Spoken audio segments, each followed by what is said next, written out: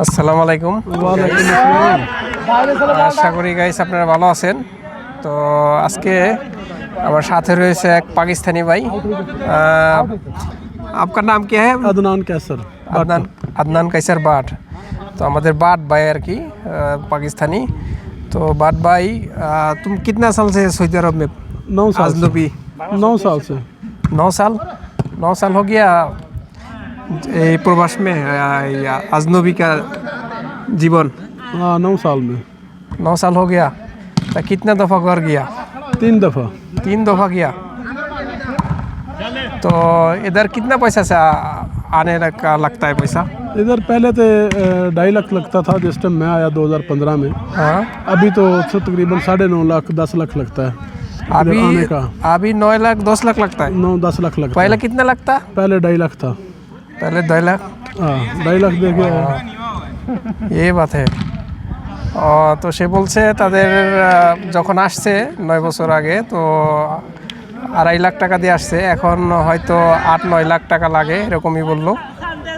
तो 1 रियाल में कितना आता है 1 पाकिस्तान? रियाल में 72 रियाल रुपये। 72 रुपये। पाकिस्तान का 72 रुपये आता है।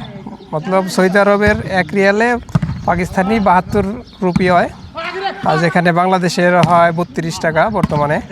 তো ওই হিসাবে তাদের টাকা অনেক মোটামুটি কমই লাগে আমাদের চেয়ে সৌদি আরব বা প্রবাসী আসতে।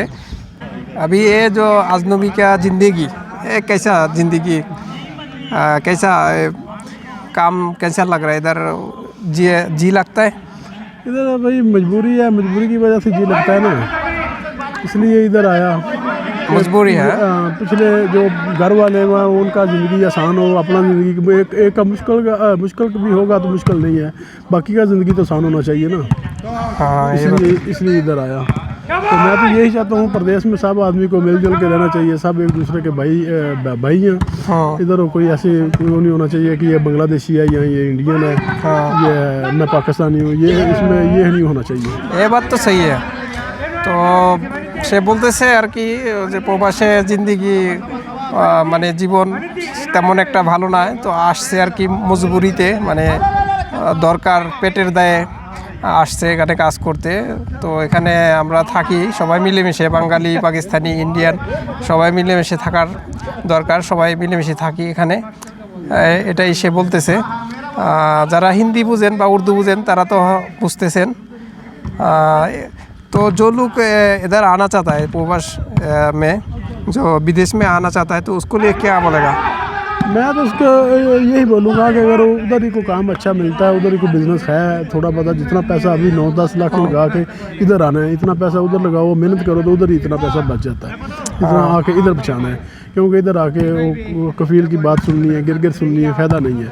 हाँ তো বলতেছে যারা বিদেশে আসতে চান তারা না আসাই ভালো, বাড়িতেই কোনো কাজ করা দরকার। কারণ এখানে প্রবাস জীবন এমন একটা জীবন যেখানে আত্মীয় স্বজন পরিবার সবাইকে ছেড়ে আসতে হয়, খুবই কষ্টের জীবন প্রবাসীদের।